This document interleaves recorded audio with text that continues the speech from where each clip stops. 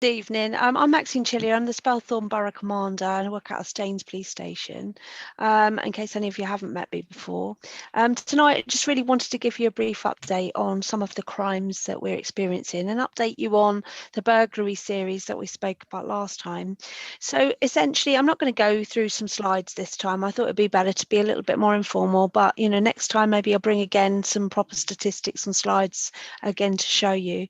But really, we had a comparison between sort of 2019 and 2020's crime figures, looking at the burglary issues that we had in Ashford. And as you know, most of the work that we've done was about comparison and looking back in history and finding the hotspots in our areas that were causing us concern, and particularly around burglary. And this is why we came to speak to you about burglary in your particular area. So back in 2019, we had a huge increase in burglaries leading up to the Christmas period. We had, just in your area alone, 6 burglaries in the October 2019, 8 in the November and 9 in the December. Now, usually with those kind of patterns, we'd be expecting a similar pattern or more. But because of COVID, because of lockdown, we've seen a very different pattern in 2020. And although we had a bit of a hike going through August, September and October, in fact, actually in November, the burglaries dropped to 4. And in December, we had only 1. And up until this week, we hadn't had any burglaries in the Ashford area, which was very strange. Now, probably due to the fact that the people that we know are committing those burglaries have been affected because they can't come and stay in the local area. And we do know that we've got this travelling set of burglars that are moving through the areas and picking the locations. Interestingly enough, also our work that we've been doing with the Metropolitan Police saw quite a couple of gangs of burglars arrested, and some work that's going on in the background, which unfortunately I can't sort of speak freely about at the moment, has enabled us to know a little bit more about how they're choosing houses and how they're attending the locations. But this week alone, we've had 4 burglaries in the area. So the thing that we're concerned about the most is how we work together to make sure as we come out of lockdown and go back into maybe a phased return to back to some sort of normality leading into the summer, we ensure that we manage and keep on top of making sure that we're alert and that we're doing all the things that we can to prevent burglary as we come out of lockdown. So that's really kind of the take on the burglaries on that side. The other crimes that I know are affecting your area is the theft of catalytic converters. Now, this is not just a Surrey picture, this is not just a Spelthorne picture, this is a national picture. And I can tell you there are 3 particular types of car that constantly get, catalytic converters get stolen from. Those cars usually are Toyota Priuses. We've also got a number of Lexuses that are being challenged really. The problem with those particular cars is that they have a value, which I don't know much about, but it's about the materials that are within the catalytic converters, and it's about the money that they can get on the return for those sale of those catalytic converters for scrap metal. They don't do anything else. They're not sold to put on other cars. They're literally sold for scrap metal. And the things that we don't understand is where half of these catalytic converters go. Somewhere in this country, somewhere, there must be a huge lockup just full of these catalytic converters, because certainly we're not seeing them. We don't find them. And occasionally, even yesterday, they had an arrest it was in our ground in Surrey, actually in Spelthorne's ground. It was an arrest by Thames Valley Police, and they found 3 catalytic converters. But that doesn't explain the amount we're getting. We're seeing probably 4 to 5 every day being stolen from vehicles, and the actual crime itself takes a minute. We had a crime in Ashford only this week where a gentleman said he saw it happening on his drive but couldn't get out of his front door because he'd locked it, ran to get the keys, and by the time he got out the back door, it was gone. They were gone. It was a minute and they'd taken the catalytic converter. So it literally is, they have a jack on a trolley, comes out of the vehicle, goes under the vehicle, they jack the vehicle up, they're under there with a grinder that's electronic, or some sort of mechanical grinder that's you don't need power for. They cut it off quickly, they take it, it's in the boot of the car, jack is dropped and they're in the car and they're gone. So it's that quick. And notoriously now, they're not doing it as a single entity. There's usually 2 or 3 people. And if challenged, they can become violent. You know, we've had reports of people being attacked. We've had reports of people being, the vehicle being sort of driven at towards them. So we don't encourage people to intervene. If it's happening, the best you can do is get good pictures, good images, the vehicle index, and call it into the police as soon as you can so that we can get it stopped. But yeah, that is our key crime. And if you see, you know, we're really interested because on Facebook and some of the social media, every now and again there'll be a little advert pop up and it says catalytic converters bought for cash. We just need to get on top of those. We've got a team that are looking at this. It's a national team, but it's, you know, most of our national teams are down into region. So we've got a southeast region team, and that's called the Surrey, and they're looking at this particular crime as well. So we're really interested in any information that you can tell us about, you know, catalytic converter thefts or things that you might see, because you might be privy to more information that we will ever be able to see on Facebook, because most of us will be going on in our professional capacity and therefore we're not actually allowed to look and scope across other groups. I don't know if you're aware of that, but because it's called intrusive surveillance, so we have to be careful on how we look at these particular groups, and we have to actually say that we are police if we enter a group, unless of course we have the right authorities. So it's very difficult for us. But I'm happy to take any questions about any crime types or anything that's going on in the local area. Yeah, just one question I've got. The 4 that you mentioned that's happened this week, what were they actually targeting? Most of it is, so we had one that was a garage that was broken in and tools were taken. We had a shed that was broken into and 3 motocross bikes were stolen.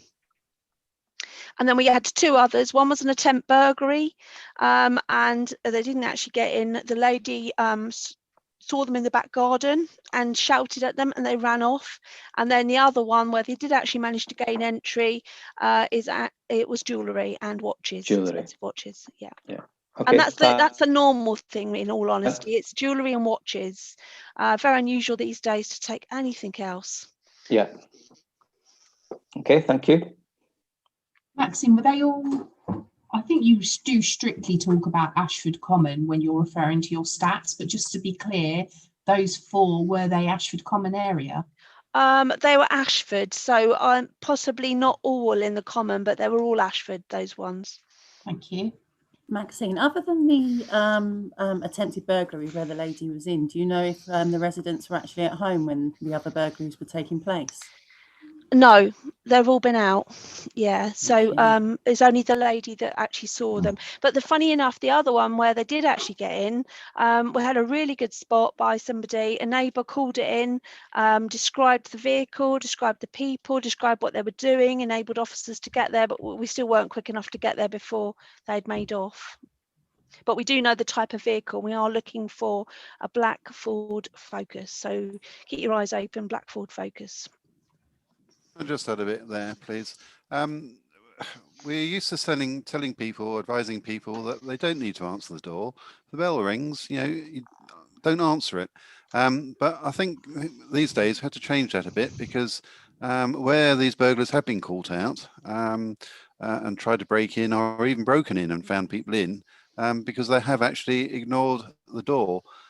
So if you're in the business of giving anybody any advice, then just please say you don't need to open the door. You certainly don't need to go anywhere near the door. But if there is someone at the door, do make sure that they are aware that there was someone in. Does that make sense? Yeah. Yeah. Okay, if there's no more questions for me, I'll pass on to Charlotte, and she's going to talk about some work that we've been doing as a problem solving, which is around Operation Impulse. Maxine, just before we do, I do have one more question, if that's okay. Yeah. Something that you said was your focus then is going to move towards working together as we come out of lockdown to make sure that we've got some kind of plan of action. I think I've interpreted what you've said correctly. Is that what Charlie's about to talk about, or Yes. have you got some? Yes, okay. Yes, so Charlotte's going to talk about Operation Impulse and the community side of the project, which we would like everybody to get involved in, ready in preparation for when we come out of lockdown. Right, understood. Okay. Thank you. No problem. So I'm going to try and keep this fairly brief for you. I don't want to kind of bore you, but I did want to go through a few of the things that we've been doing around Op Impulse. So the primary hotspot that we've been focusing on for Op Impulse is your area, so that's TW15-1, but we are looking at wider Ashford as well for some of the responses to try and avoid displacement of the problem where possible. And I know some of these points will come up on the agenda a bit later anyway. So one of the first things I was going to mention was our letters that we had from Inspector Chillier, containing the facts and figures around the specifics of the Ashford area, and some advice. And I know Neighbourhood Watch kindly agreed to try and kind of dispatch some of those for us, and we were going to look to get other volunteers and officers involved with doing that, but because of COVID it got put on hold. But I know Neighbourhood Watch have also been posting online and sharing the letter. We don't want to give up on this plan, so we want to move. The next thing we're going to try is traditional mail. So we are looking at the moment about whether potentially our comms HQ team can print the letters, and we can get those posted out.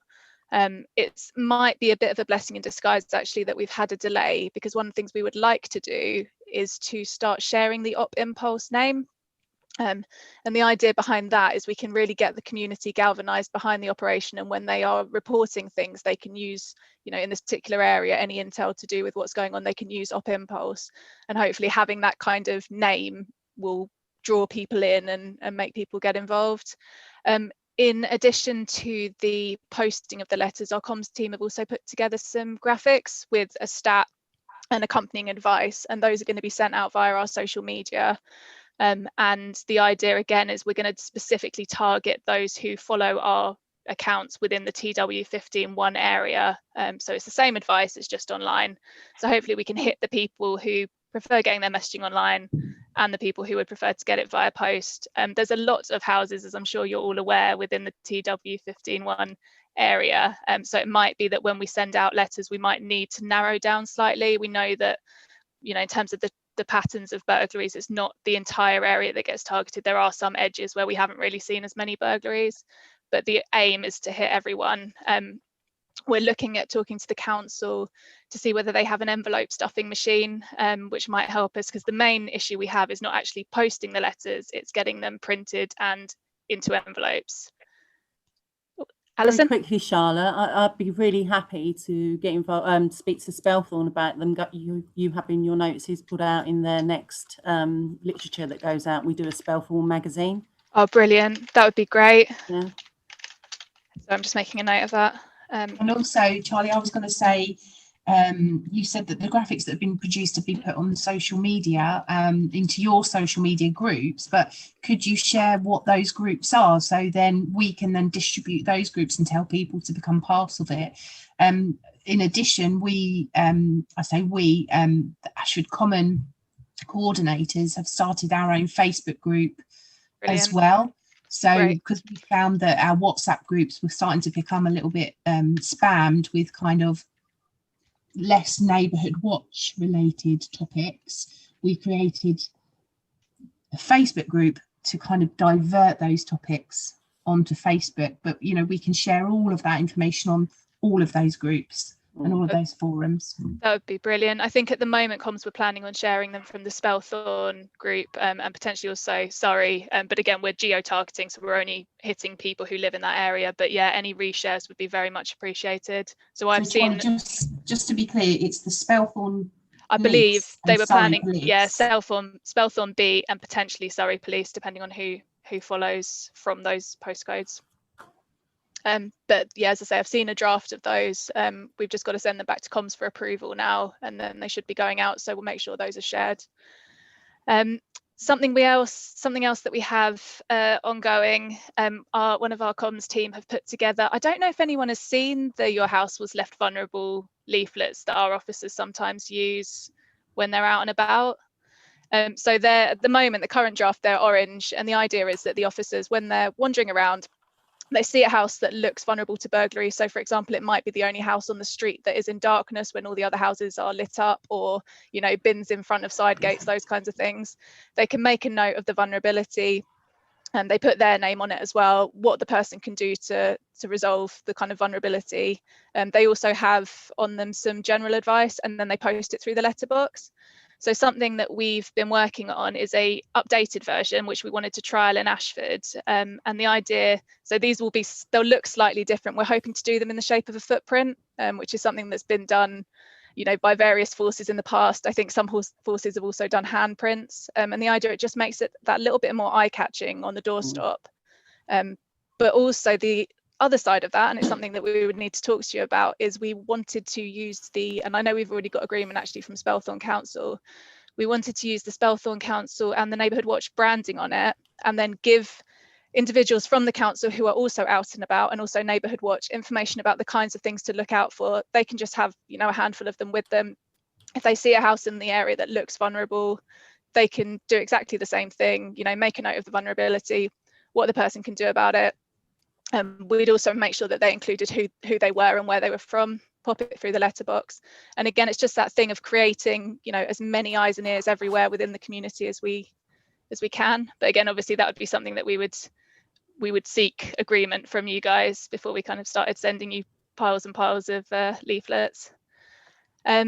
I don't think, I mean, certainly from our group, I don't think you'd have any objections, or from any of the Ashgrove area coordinators, in terms of helping distribute any of that. Absolutely no. I feel quite confident speaking on behalf of everybody that we'd be happy to do that.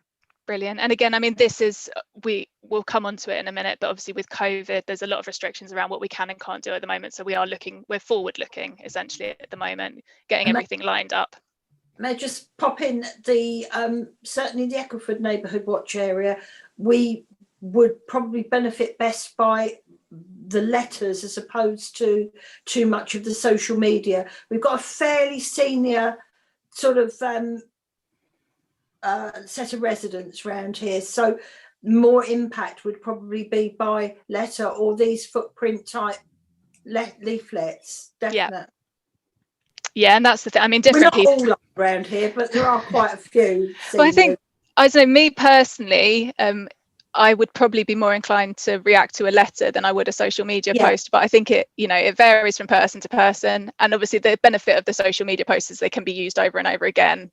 Whereas a letter is, you've got one shot to get people's attention.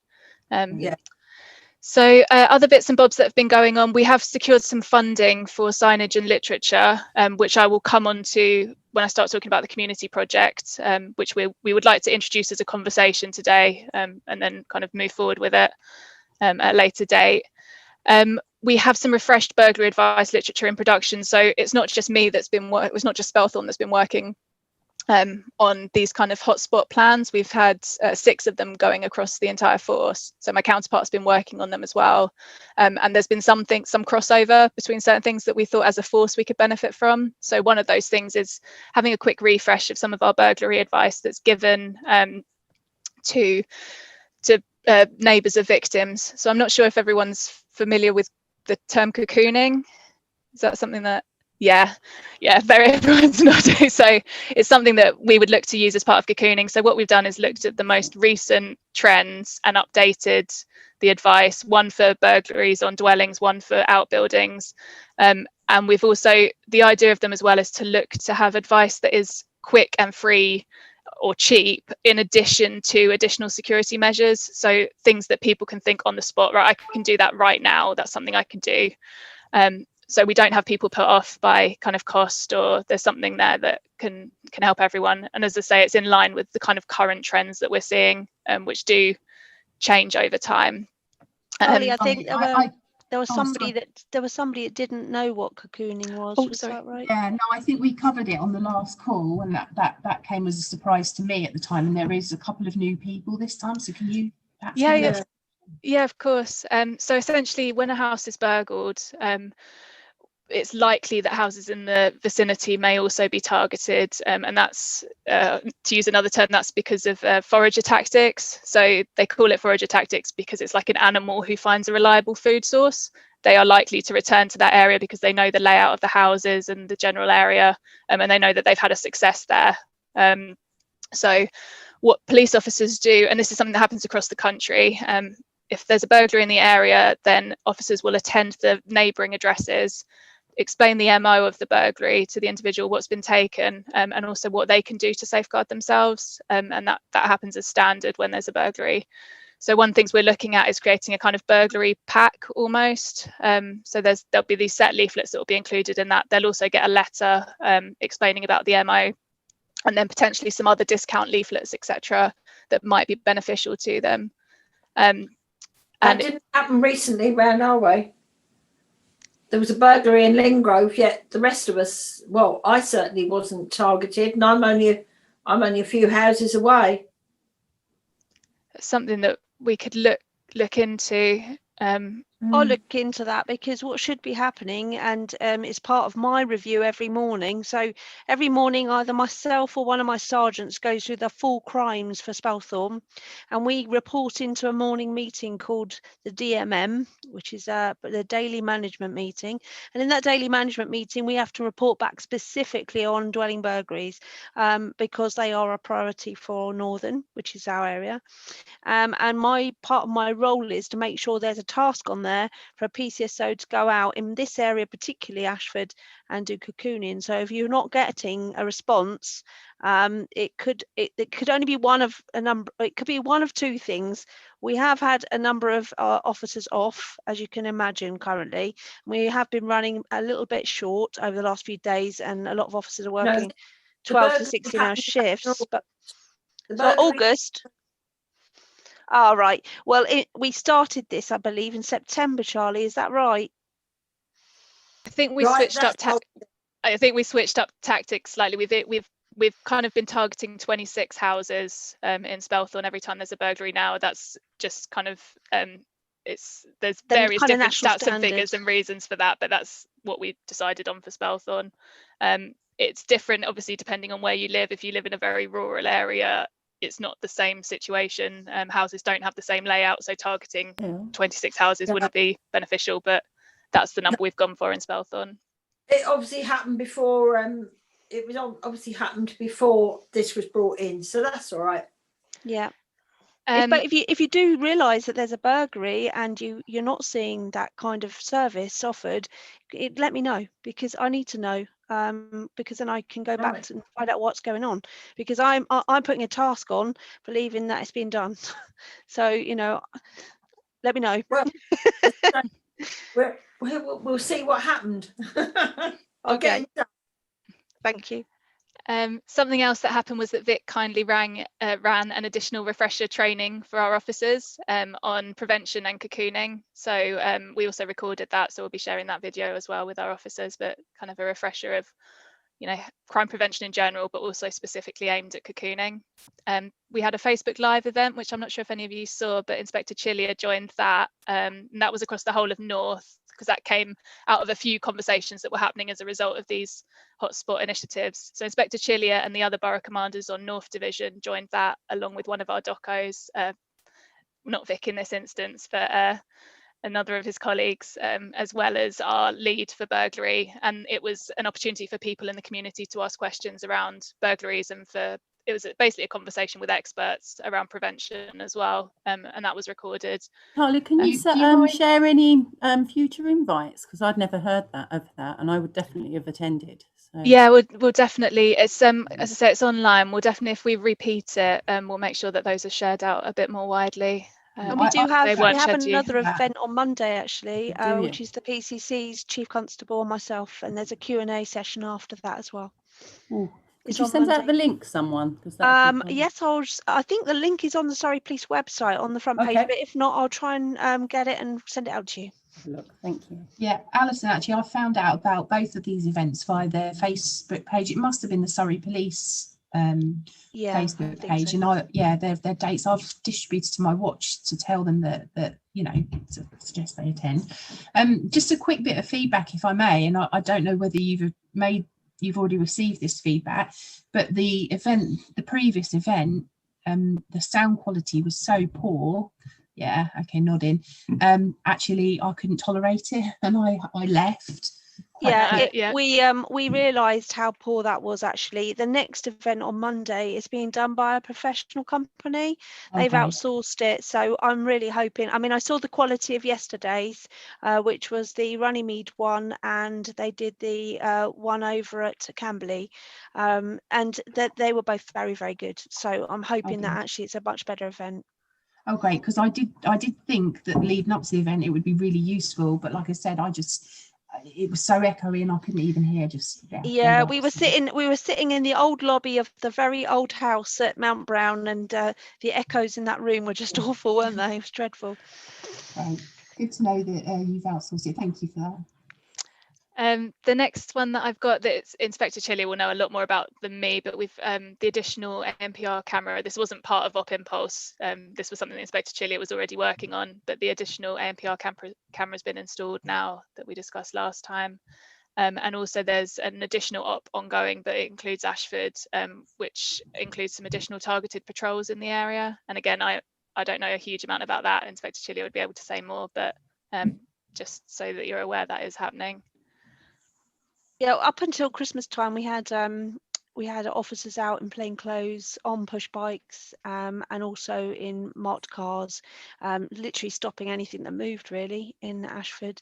So a lot of people did get stopped and spoken to. I think it was fine. Everyone was really happy actually. Like, people that were stopped that were totally innocent and meant to be where they were meant to be actually didn't have a problem with it at all. And I know sometimes we can get a lot of feedback around people being stopped innocently, but I think when you realise that an area is being targeted particularly for burglary and you want to feel safe in your area, then you welcome that and you know that people are out there and stopping people. And we had some really good stops, which gave us a lot of new intelligence. And as I said, the bigger picture, which is not our local teams but our sort of local regional teams, are working on more work around actual teams of burglars that we are aware of.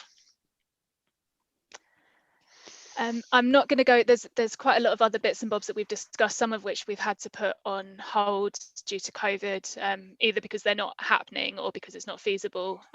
But there was one or two I was just going to quickly mention. So one of which was the Burglars Wheelie Like Your Bin campaign that we've been considering for a while, just around how bins can be used in burglaries. And we're talking to the council about that, whether we do that online or via another way, but just talking about, you know, bins by side gates. And also taking your bins, making sure that your neighbours take your bins in if you're not going to be home in time on that particular day. And the other thing we've been discussing with comms is a family gold video with Inspector Chillier and potentially someone who's been a victim of that crime type, or maybe some community leaders. But again, that's just something that we're discussing at the moment as a general idea. So that kind of leads me on, and I'm really aware that we've taken up a huge amount of your time already, so I'm going to not take up too much more of it. So we know that burglary within the kind of TW15 one area is kind of long term, and within Ashford actually it's very long term, and it's quite a chronic problem. We know that burglaries have seen a marked reduction, as Inspector Chillier said, over November and December, but we do anticipate that we will see an increase as lockdown eases. Our proactive team work really, really hard to catch offenders, and that's always a priority. We know that within this group, we've got a really active neighbourhood watch and representatives, councillors, and Surrey Council representatives as well, Spelthorne Council representatives. COVID restrictions make implementing some of the responses we would like to do at the moment much more difficult, and also obviously with staffing levels, etc. But we would like to start a conversation now around what we can do potentially as a group once lockdown starts to ease. So the kind of conversation we wanted to introduce, and as I say, we don't have to go into huge amounts of detail now, is how can we pool our resources and engage the community to increase awareness, safeguard properties, and increase reporting to support our proactive efforts. And we have had a few ideas that we've thrown around within our group, but we kind of wanted to open it up to you all. I can run through some of the things that we've touched on, but it would be probably a conversation that we'd have in more depth at a later date. So I've already talked about the Your House Was Left Vulnerable leaflets. We talked potentially around an Eyes and Ears Everywhere campaign within TW15-1, so utilising some signage and messaging to encourage reporting of any suspicious activity at all. So, you know, anything at all that people might see, and it kind of encouraging people to really keep an eye out for seeing anyone that they don't recognise, vehicles they don't recognise, and kind of ploughing that intel back to us. We talked around a good neighbour campaign. So that was a conversation that we had last time in the Neighbourhood Watch meeting, but really encouraging that culture of guardianship amongst the community. So, you know, again, taking each other's bins off the street, parking on each other's drives when people are away, really keeping an eye out for each other and galvanising the community, making sure they're aware there's a problem and they really are looking out for each other. We talked potentially around if there's any handy people in the community to help, you know, install locks.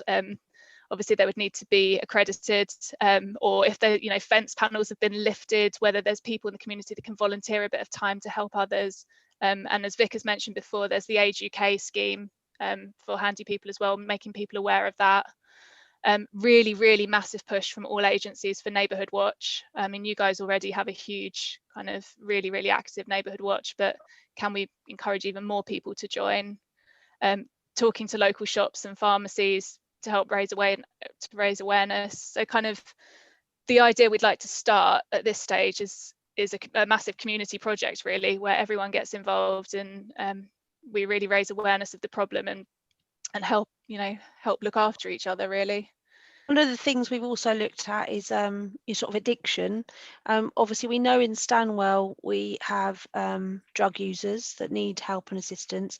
And through the work that one of the PCSOs has done, he's managed to secure in a pharmacy in Ashford the use of the pharmacy also as a drop-in centre where addicts can get advice, help and support, and get signposted to get help off of that kind of drug habit.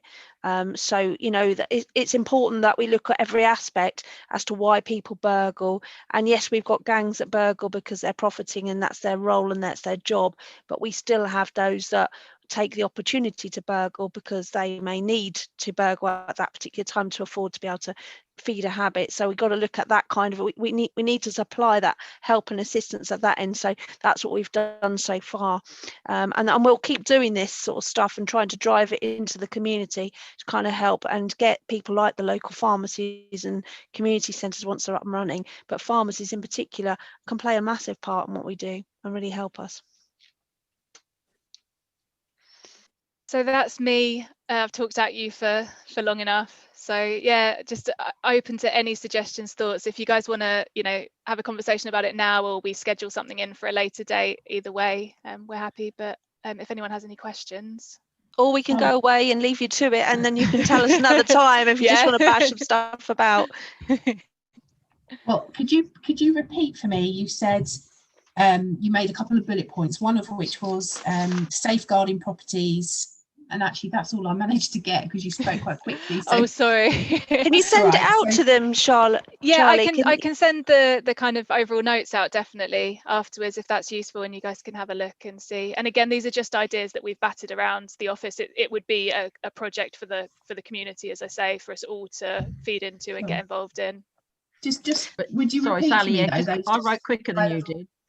Oh, Sorry, did you? it was increase awareness, safeguard properties and increase reporting. Right. So my suggestion initially is that the biggest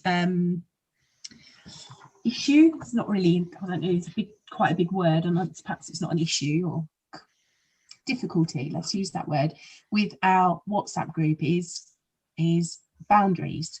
So I think I mentioned before about the fact that we've started this Facebook group to try and divert some of the kind of less Neighbourhood Watch related stuff. But also, what does Neighbourhood Watch really mean? Because literally in the last week, we've had a massive conversation around dog poo in the local area, which is clearly not a Neighbourhood Watch crime, but it is a neighbourhood issue. Yeah. And what has happened is that there's been a whole conversation about what can we all do to gather together to sort of try and stop this. People need to pick up. And they're the issues that you can feed back in through the local council. So, you know, if you've got those kind of things that are not crime, not police related, but relate to the sort of holistic kind of how we look after our communities and how we maintain our communities, then we can get Paul Smith to come in and listen to those kind of things, and he can feed that back in through his teams to see what we can do to help with those issues. Well, Because there are Can I lots of things interject they very quickly. Yeah. I had a page, I took it away, but we're about to do this. There's a comms piece coming out with Spelthorne Borough Council, but I ran a page called Snoopers for Poopers, which was basically asking people, you know, if you see a neighbour that goes out every day, allows their dog to do the poop, and no matter how many times you ask them to do it, it's just repeated behaviour, whether we can actually report it. I was worried about people becoming a bit upset because of the reports that may come through. So I think I'm going to have to make it as a private group. But the other side of that is, if you don't want your face or you don't want to be reported, clear up your poo. So, but there, you know, there are things going on which I would like to feed in with you, Sally, but we will have some sort of Facebook campaign going, working along with Spelthorne Borough Council with the poo. Well, I've reached out already to Tristan, who's part of Paul's team, I don't, this isn't the focus of what I'm trying to get at, but let me just tell you what happened, because it's really interesting. I'm part of Spelthorne Litter Pickers. Somebody had written a comical poem about picking up poo. I then typed it up and put a "don't dog poo" sign on the top of it, and look, Tristan's printed 20 copies and laminated them for us, and I'm going to distribute to the neighbourhood, and we can only put it on our own property, not on lampposts and so on. So great, and everybody's like really active. I think what the point I was trying to make here is to try and kind of engage a community and kind of bring them together. It would be really useful if sort of boundaries about what topics, and I want the topics to include dog poo, by the way, I'm not adverse to that, should include. And if that kind of directive came from, I mean, I know, you know, but if we had some kind of rules in place about, from you guys, this is what your community can talk about, this is what your group can help support one another to do, these are the great benefits of bringing a group together and how it can help support one another. And in those directives, it includes your eyes and ears, you know, reporting crime, you know, but it's in and amongst other things. And if you could kind of give us that, I think I could then distribute that to my wider group, and my wider group would then have so much more understanding and tolerance of each other. Because whilst this dog poo topic gathered momentum, there were still haters who didn't want to discuss it. Like, why are you talking about this on this group? Well, actually, I personally, it's only my view, I actually thought it was a really useful conversation. I think, Sally, it's probably not, it's not for us to tell you what you can and can't discuss. But I do think what we could do is we could outline whose responsibility it is. So we could say, from a police perspective, we're interested in the following. And then we could say all other matters around, you know, environmental health, etc., etc. We could tell you which departments deal with which. Because obviously I'm engaged with all those departments on a regular basis through regular meetings. And if you've got those issues, I'm happy to take them back to the relevant department and say, could you please get in touch with Sally? She's got a problem with someone who's dumping a load of rubbish at the end of the road, or someone who's dumping dog poo. Because the JET team, they have a whole raft of different powers that they can use, and one of the things they do use regularly is something called a CPW, which is basically a warning that they can give out. And if the person continues, they then get a notice. It's community protection warning, community protection notices, and then we can look at then supporting the council, or they can go through the route of getting a CBO.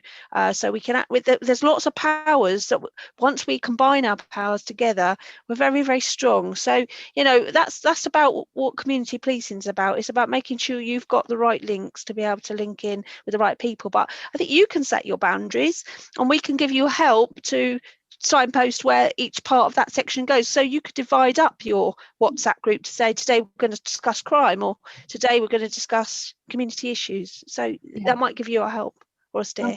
I'm wondering if we can check and see if Neighbourhood Watch, we've got the Surrey Neighbourhood Watch, they must have some sort of rules that they use for their pages, and we could probably just kind of pinch them. We don't need to invent the wheel, but then you've got rules of, you know, and people go over them rules, I'm really sorry, but you need to leave the group.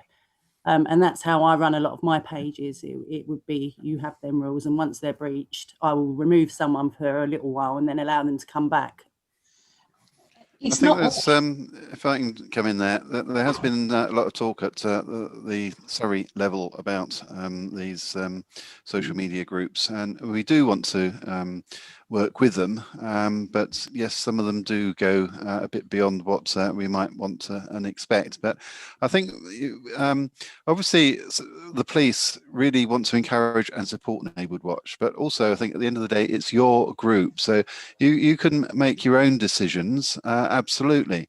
We're here to support as much as possible, but have you had a look at the National Neighbourhood Watch site? Because there's pages and pages and reams of information on there. And you might find exactly what you're looking for there.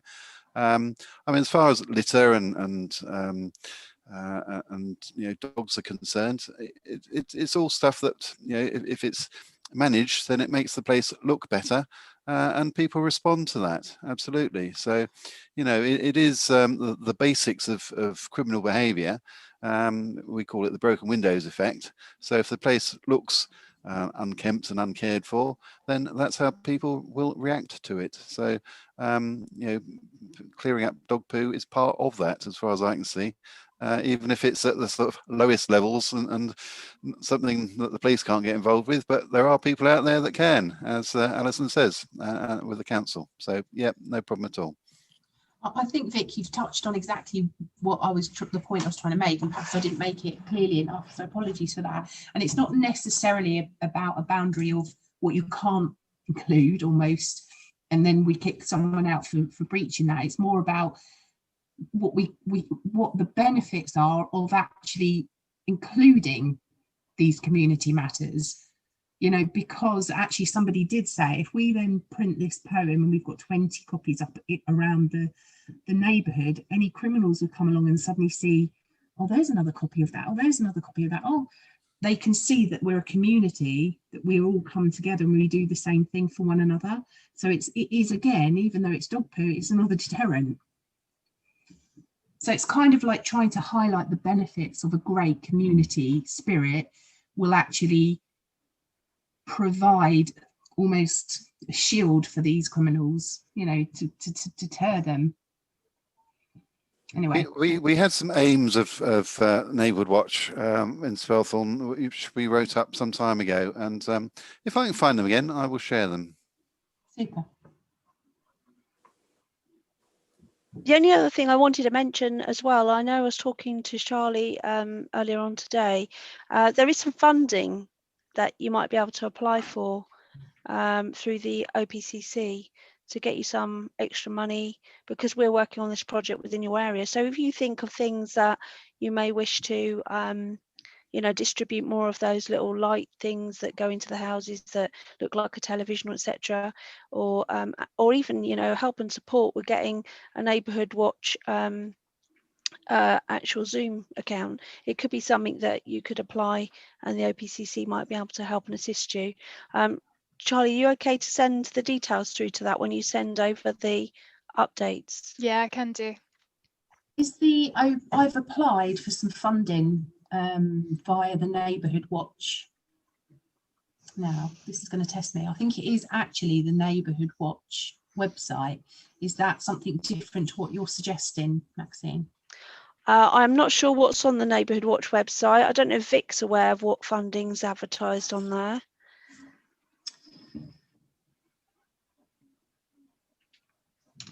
You're on mute. Yeah, no, sorry, I was looking for that other information. Offhand, I don't know. Is that National Neighbourhood Watch website you're looking at, Sally? Just trying to, I'll just try and find the info. Hang on. You carry on amongst yourselves. It's a community grants fund. So Neighbourhood Watch Network, Central Support Team, Community Grants Fund application. Is that Surrey County Council, Alison? No, Neighbourhood Watch. Oh, definitely Neighbourhood Watch. No, Okay. that would be your That'd fund, be national Surrey. then. Okay. Okay. I can forward you some things of funding for Neighbourhood Watch that are out now. You just need to be fairly specific about what you might want and what your expectations are going to be of using it, distributing it, etc. So it's getting the wording right about increasing reassurance and reducing crime and that sort of thing. And I think if you use the Up Impulse community project side of it, you might get a little bit more leeway as well, because we can supply you with some of the data and some of the information that you might need as well to support. Super. Thank you. So what would be the actual action on that, Charlie? Do you think that's something that perhaps we should schedule? We need to distribute these bullet points so people can have a think about. Yeah, I think if we potentially just reconvene at a later date, but as I say, it was just, we wanted to introduce the idea of it now. I know with COVID restrictions, you know, we're a bit hand tied in a lot of ways, but if we can start having the conversations now around that, I think it would be really beneficial. Okay. Super. All right. I'll take that as an option to schedule a separate meeting. Sorry, Colin. Can I just ask one question? Is there potentially like a one pager that would be available that we could share with all the teams that physically tell us if you see something suspicious or vulnerable or anything? Where is it you report it into? I mean, a lot of our members are reporting it into Spelthorne Beat, but what would be really useful is if there was that one pager that we could actually say, bang, bang, bang, here's the numbers that you'd have to contact, sort of depending on what it is you've actually witnessed. Yeah, and to be honest with you, Spelthorne Beat's a really good way of reporting now as well, because we've got the 24/7 Facebook monitoring. So a lot of the reporting that's done onto Facebook now goes straight into a comms team who work in the contact centre, and actually it's probably one of the quickest ways to contact Surrey Police at the moment, unless you're calling 999. Yeah, well, to be fair, and someone uploaded a video yesterday, I think it was, of someone suspicious on the street, and basically sort of like within about 10 minutes they had basically got a response, uploaded it, and got a thank you back sort of thing. So it was really quick. But I just wondered if there was that one page that said, ideally this is what you need to do if you see something. We can include that in the information we send out to you, so that's no problem at all. In fact, it's probably a really good thing to do, because a lot of people are so worried in calling 999 these days, but actually if there's a crime occurring and it's occurring in front of you, call 999. Absolutely. So many people think, oh, I'll just call 101, and you get that slower response time. But brilliant. Okay, well, if there's nothing else for me, I'm going to sign out. Enjoy your evening, and thank you all again for coming on board, and I'm going to thank you in advance, because I know you're all going to really be supporting this. I can see it. So thanks ever so much, and we'll be in touch soon.